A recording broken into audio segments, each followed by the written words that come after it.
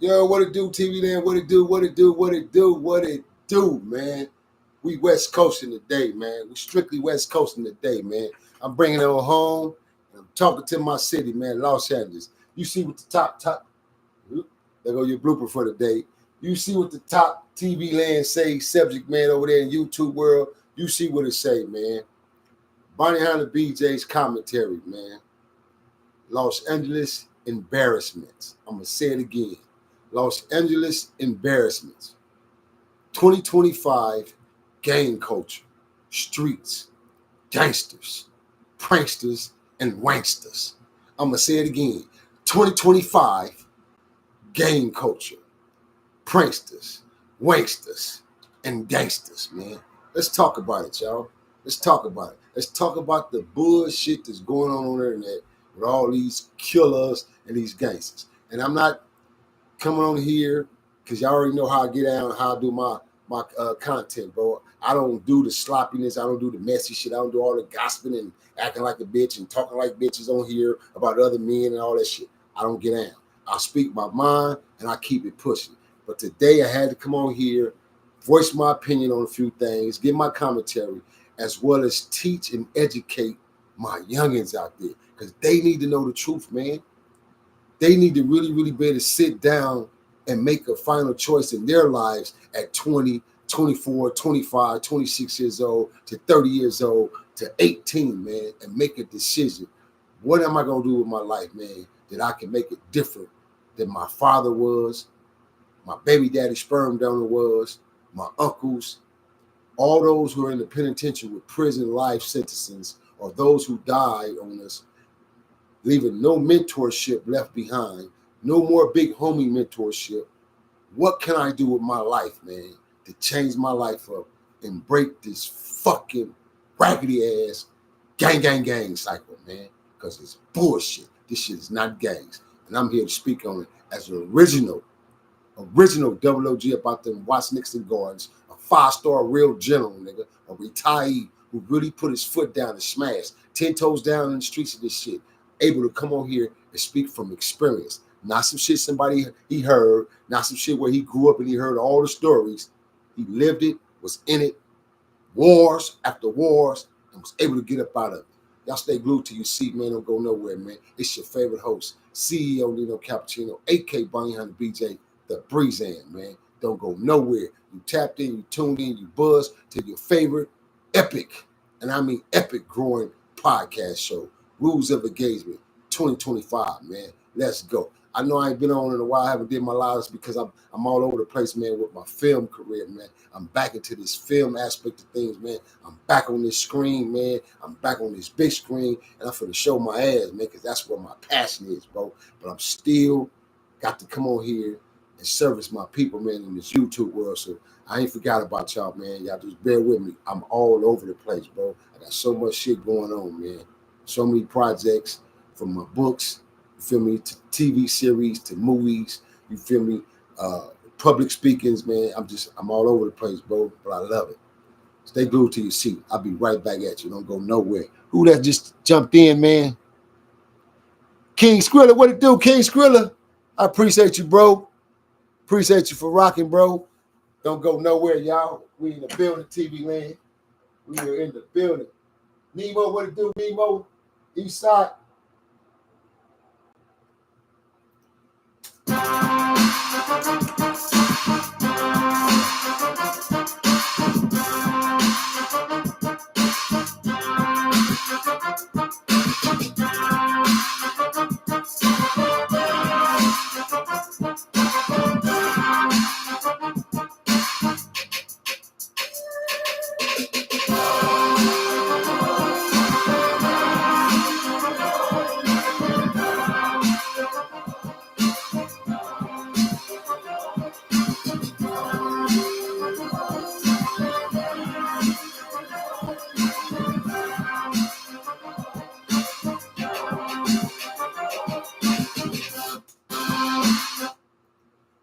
right, yeah, all right. Let's talk about it, man. It's one of them days, man. We're gonna talk about it. Hey, listen. First and foremost, let's get right into it, man. Let's kick the shoes off, man, and get right into it, man. Hey, let's talk about this gang culture, man. Let's talk about gang culture. We'll start off with the gang culture. How did we get to where we at today, man? How did we go from Los Angeles being one of the number one known dominant cities in the world when it came down to this gang culture aspect? And again, please, TV Land, take my content for what it's truly worth. Educational purposes, motivational purposes, teaching purposes, guidance purposes, and trying to show those, man, that it's always other ways out, bro. Don't believe the hype when it comes to this gang culture bullshit. You don't got to continue to repeat the cycle behind your fathers, your uncles, your brothers, your relatives, your cousins, none of that shit. You can break this cycle and make your own choices as a man, man. And that's what I'm here speaking on right now. And giving facts, because a lot of out-of-towners and a lot of other different states that took this shit and ran with it in their own ways, and they constantly get on this internet trying to brag and boast like they shit is way better than the Mecca of Los Angeles, who created this bullshit, genociding black-on-black elements of killing one another behind a color. And then you ninjas out of town got the nerve to try to boast and go against the grain, in which you would have never even been introduced to none of this shit, you dummies. So we're going to speak on it, man. What really drew my attention to this shit, and why I said, damn, man, enough is enough. I got to get on this internet and I got to speak my mind. It's sitting back watching a lot of my brothers, young brothers, man. Feel me? Youngsters in the streets, young gangsters, gang members, whatever they want to call themselves, categorize themselves, but get on these platforms and this certain particular, everybody know. See, my thing is, I don't want to try to pinpoint one specific individual. I don't get on here, as you see. I don't tag bloggers, other channels. I don't tag all that shit on my channel. None of that. I don't do it. Even though they say, I guess it helps in your echelons or helps in your scroll as far as your numbers. I don't know, but I tag what I want to tag on, which is not clickbait clips. I don't put shit on here that I'm not really talking about or speaking on to make it a clickbait clip.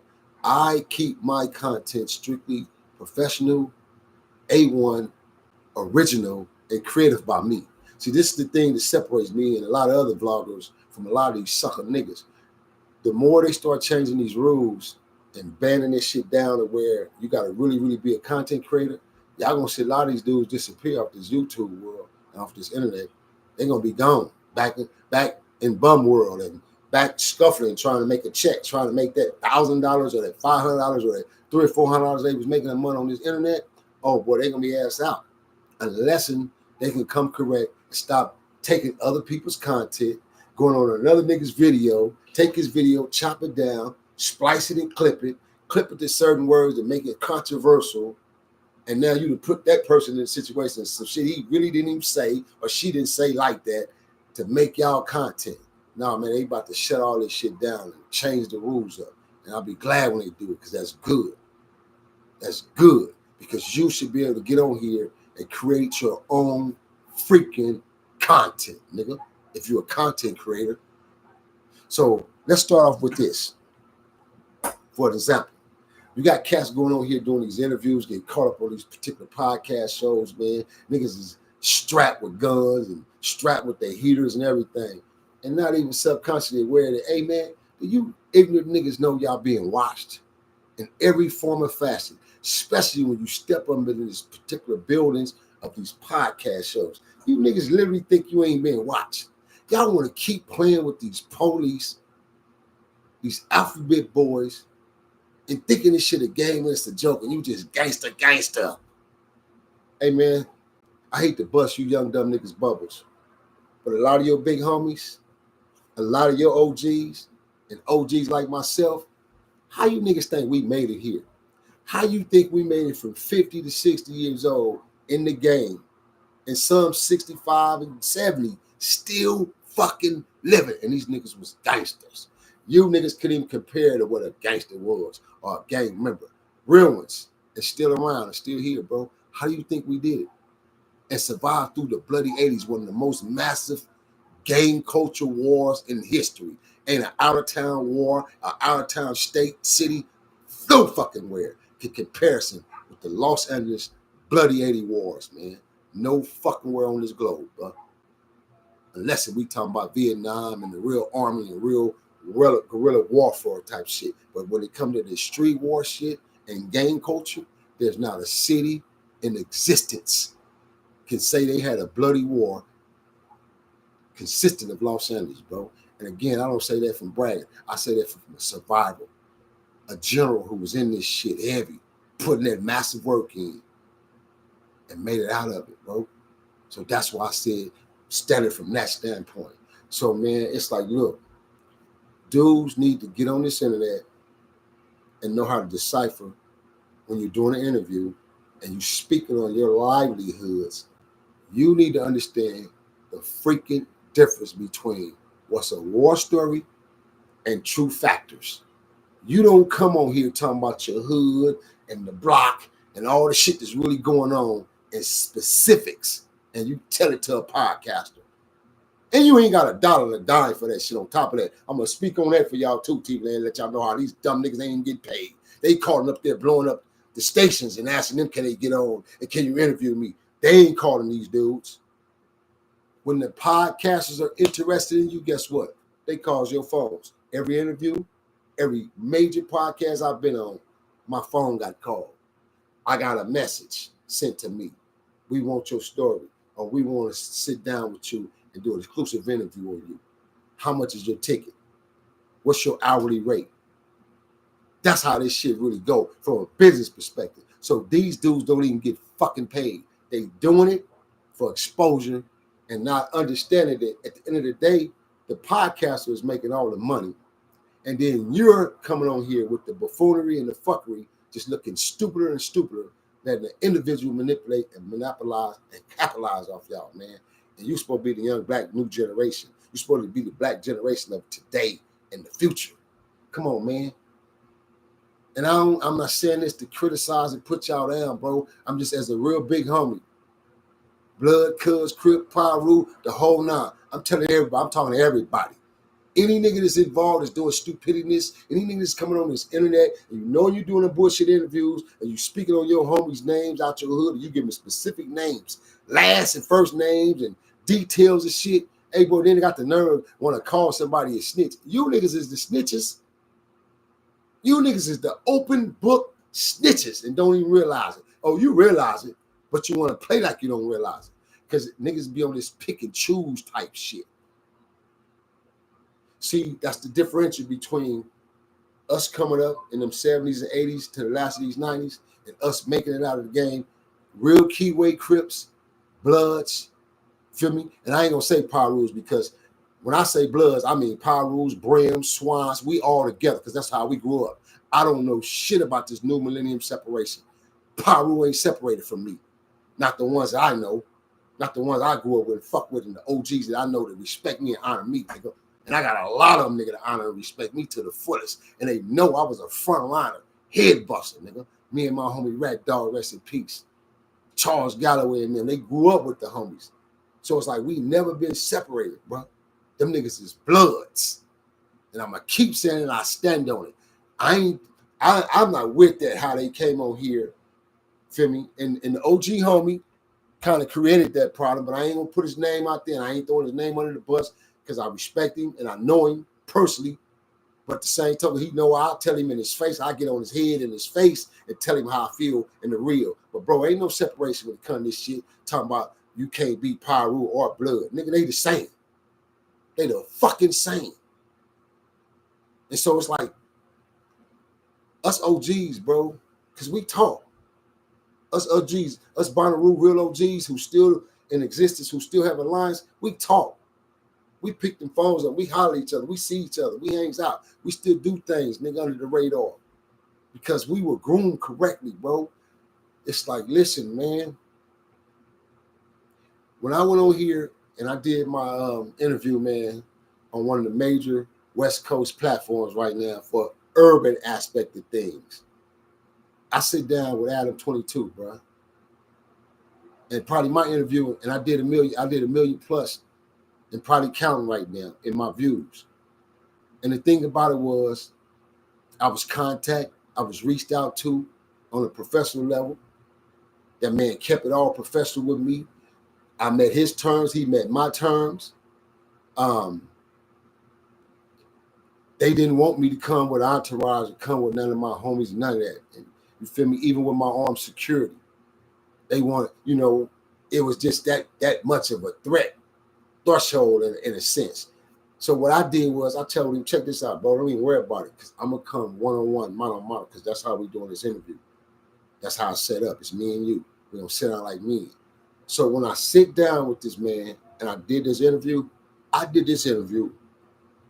in retrospect, in reference to my whole entire city, from the young to the OGs, to set the standards, bro, and set the record, that we can come on this platform, man, and conduct ourselves like professionals, homie. You could come on this platform and be the G that you are, the gangster that you claim you are, and the banger that you are, nigga, without all the extra shit, and conduct yourself with an exclusive interview, bro, to speak on your world or your livelihood if that's what you choose. But again, breaking down the differentiating the difference, you dudes need to know the separation first on what's a war story and a story of facts. And this is what's being given over this internet exclusively over and over. You niggas is giving up stories of facts. This is why I'm going to take you back to when, if you go to my interview, when I sit down with Adam, and I told Adam 22 and I meant this, that go for Adam. I don't give a fuck what blogger, especially you young out-of-towner bloggers, from the Tunes to Spliff D. I gave all them niggas they fly zone passes. Spliff D TV. Real tune punk ass. I gave them niggas the LA fly zone passes. I gave them niggas the passes to the Knicks and guards. I gave them niggas the passes to interview certain my little homies. But I never gave passes to these niggas to do vlogs. So this is why a lot of shit, bro, I've always spoken and I told individuals, if it was left up to me and I was still active, and I meant this, and I told Adam in his face, mano, sitting across the desk in an interview. When I told him, I said, yeah, when I first seen you and met you, I seen you on a vlog walking through my hood, and that shit pissed me off. I was hot. I was bubbling. But then I had to kick back and, really relax myself and understand, okay, these are my young homies, these are my baby homies to my young homies, it's their era, this the shit they doing, okay, fuck it. But reason being why I was so mad was before I retired and I left them streets, and when I was in these streets, wasn't none of that shit jumping off if it didn't come straight through me. If it didn't come through Bonnie Hunter, BJ, and them projects, niggas and guards, nigga wasn't no camera in them motherfuckers, unless it was my camera. And my whole hood knew that shit. Right now to this day, niggas know that and can vouch for it and know, he ain't bullshit, he ain't lying. The G homie had this shit on lock. And that was his world, that was his business. He knew what he was doing. And I say that to say, when I was doing it the way I was doing it, my little homies ate. The niggas around me, they ate, they got checks, they got paid. Because we weren't giving up our lives for free, nigga. You wasn't giving up your information for free. So let me break it down to you why I'm so harsh and hard on hood vlogging, man. You niggas is telling on yourself. You're giving all the intel information to the folks. They don't got to come up in them hoods and see nothing. They don't got to come up in them hoods now. You know how many LAPDs, you know how many police used to lurk these neighborhoods and ride around these neighborhoods, bro, and try to find the cracks, the criffers and the cracks and the dungeons of where gang members literally hang out at and where they hang out at and hide at. Where do these motherfuckers run and disappear on us when they be hitting these streets and they bust on us or throw bricks at our cars and they disappear? Do you remember how the police couldn't find motherfuckers in their hoods? You remember how they would ride right over a street and all the homies in that hood may be sitting down like in a basement in some apartments, chilling, smoking, gambling, doing their thing because they ain't being seen. They under the radar. This the difference of our gang banging and us being gang members and gangsters in our era. Major big difference. We didn't want to be seen by the police. We was doing too much graphic, volatile shit to be seen, so we was trying to get away with the shit we was doing. So most gangsters in our era, and our gang bangers, niggas wasn't taking pictures and all in front of the cameras and taking pictures and throwing up all kind of signs. for the police. We were running from the police when OSSJ would hit the streets because that's what they was doing, trying to take pictures of gangbangers and gang members so they could put them on their board, study us, and know exactly who's who. Who's the shot callers, who's the field soldiers, who's the shooters, who's the hitters. This is how they studied us in the 80s. That's why they made OSS, nigga, Operation Safe Street. I'm going to say it again, Operation Safe Street. They made that shit because of us. Because the bloody wars in Los Angeles, man, was heavy. Bodies was dropping, red and blue, man, behind this genociding, stupid-ass colors. So my thing is, I'm trying to understand, how do we go from this overall gangster shit of trueness to the streets to this weenie-ass, prankster, wankster, watered-down street shit, internet gangbanging shit? You niggas ain't even banging in the street, you banging on the internet. All I see now is the gang-banging element on the internet, which what that shows is we're going so much in the transition that you niggas don't even realize it. You so-called gang members and gangsters and all these niggas is trying to hold on to what you think is your hood, ain't even your fucking hoods no more. Your hood is here, man, and here. Yeah, it's physically sitting there in certain areas. It's physically sitting there right now for the moment, certain parts of your hood. Give it 5 years, give it take. A whole lot of these sectors, the main hoods, there was a threat to this city of Los Angeles. The major hoods who gave the police the blues, they tearing our shit down, bro. They taking our hoods away from us, right underneath our fucking eyes. And you young niggas don't even understand it. You old niggas who still hanging out don't even understand it. Wake up, my peoples. Gentrification is for real, bro, and it's global. It's all over the world. The white folks is cleaning up, bro, for a reason. Then it came down here to these communities, bro, and took over these black communities and took them back for a reason. They gave us the black communities in the first fucking place because they segregated us. Now they want that shit back because it's valuable. And our stupid asses don't want to wake up and realize how fucking valuable we are and them fucking communities, bro. If we would have got together, spent our money, and bought up and just start buying up shit. I'm talking about buying up. You want to see Black Real Wall Street regroup and come back into existence again? If we would have did that shit, but we didn't. So what we're doing, we continuously, feel me? Out of all the other races, we outside. I'm partying. I'm a killer. I'm going to kill your black ass because you look just like me. We so busy doing the devil's advocate's work. We so busy putting in work for the destruction of our own fucking demises as a culture that we can't even see all the rest of the cultures. They building on our stupid asses, man. They building around us and they building on us, man. And you steady complaining about how broke you is and we ain't got this and we ain't got that. No, this ain't got shit to do with racism because you broke and you stupid. That's all on your dumb ass and your choices as a man and as a woman. And then your mama just ain't teaching you, or your daddy who ran off on you who ain't teaching you. No, it ain't got nothing to do with racism. It's our ass as a culture. Another prime example. Hip-hop came along. You feel me? Hip-hop come along, and hip-hop has taken so much out of the aspect of the black culture because we volunteered and gave certain things of our culture as a collaboration to hip-hop. Not understanding and knowing because the pioneers of hip-hop had no idea that hip-hop would transition like it did and take control of the world like it has and do what it has done to these communities when it comes down to the demonic aspect of the music, bro. They know this music is demonic. It's destroying us. It's destroying our mental. It's destroying our universe, the energy in the universe. As a person, it's destroying our people. It's destroying the mind frame. All these niggas want to hear is Kill Bill, smoke on some dope, toot some motherfucking powder, and shoot a gun sideways. As long as it's a black man or a black girl or a little black boy that's getting killed. We fucked up, man. And for me, as a retired, bro, that shit hurts me because it's like, wow. I feel for all my other OGs, bro, who sitting in them yards, Crips and Bloods, Jamas, feel me? Structured individuals on them yards and organizations. I feel for all them brothers who may not never get a chance to come home, just got to really lay it out until death see them part from prison.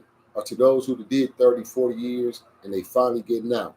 To those who done laid down 20 years, 24 years, 25 years, and they finally get out. And I was blessed, bro. I was blessed to not have to get a system 82 years. And that's twice. 40 years on one case, 42 years on another case. I was blessed, bro, to beat these cases in a trial setting. Not afraid, not scared to go all the way 12 in the box and fight for my life, nigga, as a real man and a real gangster, nigga, because I knew my shits and I knew the situations I was in, bro.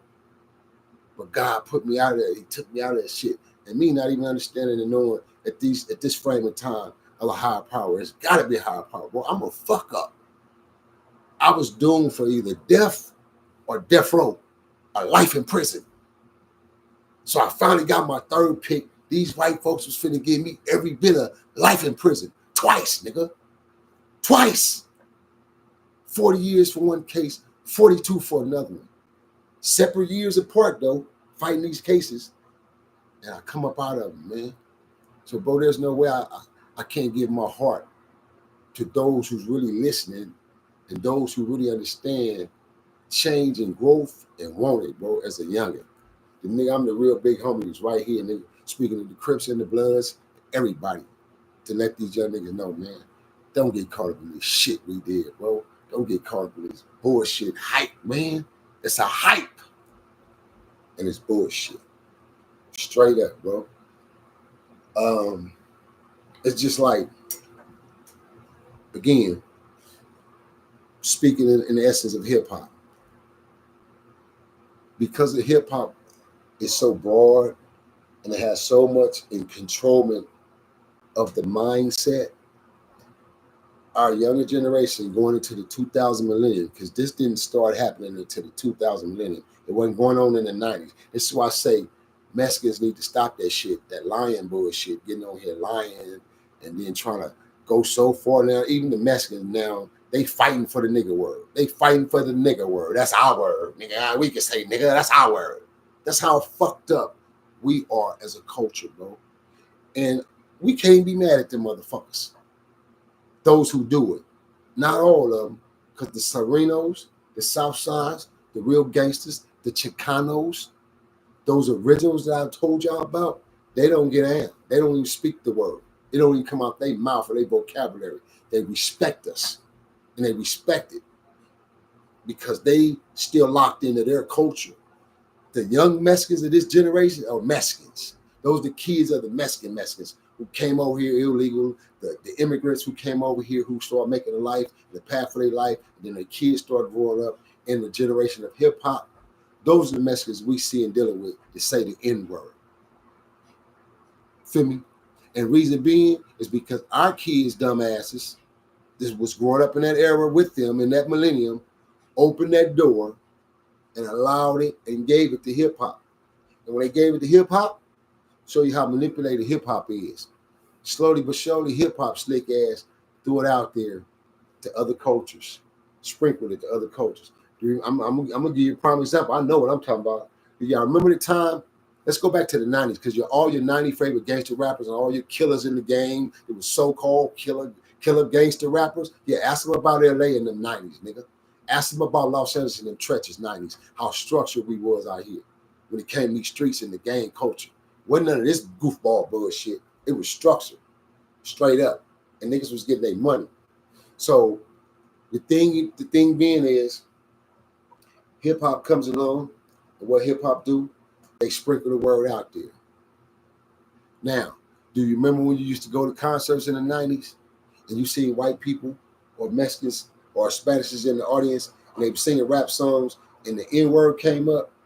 They wouldn't dare say the N-word. They'd skip over that word singing the song. They'd chant that whole song and skip over the words. If that word came up 5 times, they'd skip that chant 5 times just like that, respectably, because they knew they got their ass toe up.